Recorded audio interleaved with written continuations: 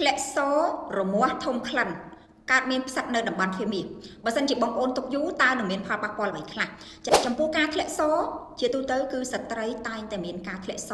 ប៉ុន្តែបើសិនជាក្នុងករណីមិត្តនារីមានការធ្លាក់សជាប់ជាប្រចាំរាល់ថ្ងៃធ្លាក់សមកជារំអិលថ្លាសើមជាប់ជាប្រចាំរាល់ថ្ងៃឬក៏ពេលខ្លះធ្លាក់ដូចជាកតិកដាក់ធ្វើទឹកធ្លាក់មកកក់ដុំស្អិតដូចម្សៅឆាឬដូចបាយម៉ានចាមិត្តនារីសូមកុំបន្តទុកឲ្យសោះពីព្រោះបញ្ហាទាំងអស់នេះគឺបញ្ជាក់ថាមិត្តនារីកំពុងតែកកើតមានទៅលើពពួកមេរោគផ្សិតនៅក្នុងទ្វាមីហើយជាទូទៅចំពោះមេរោគផ្សិតគឺមិនសូវជាបង្កឲ្យមានការធ្លាក់សចេញមកក្រៅទេភាគច្រើនគឺវាកកក្តាំងតោងស្អិតជាប់នៅខាងក្នុងរន្ធទ្វាមីរបស់ស្ត្រីយើងនៅពេលដែលមិត្តនារី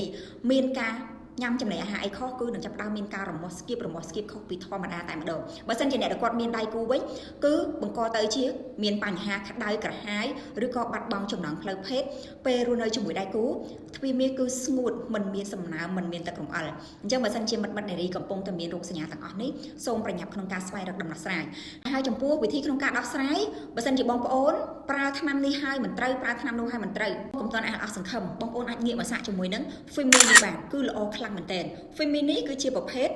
ផលិតផលធម្មជាតិដែលមានតួនាទីដ៏សំខាន់ជួយសម្រួលទៅលើបញ្ហាស្បូនតែម្ដងចាជួយបង្កើននូវពពួកបាក់តេរីល្អជួយជំរុញនូវពពួកមេរោគផ្សិតជួយបំបត្តិទៅលើការធ្លាក់សរមាស់ធំក្លិនកាត់ផ្សិតឬក៏